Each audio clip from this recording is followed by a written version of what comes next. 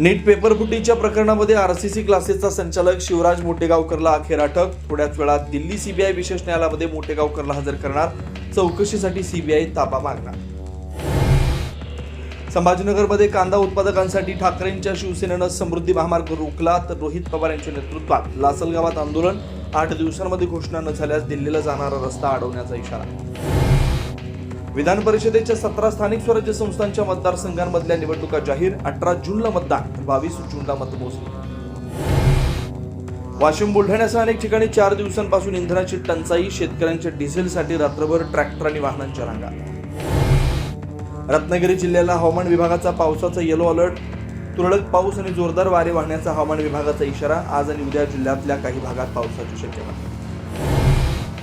आणि चांदीच्या आयातीवरती निर्बंध लादल्यामुळे प्रति किलो 7,000 रुपयांनी चांदी महाग. आज चांदी प्रति किलो 2,70,000 रुपयांवर. सोन्याच्या दरांमध्ये मात्र बदल नाही.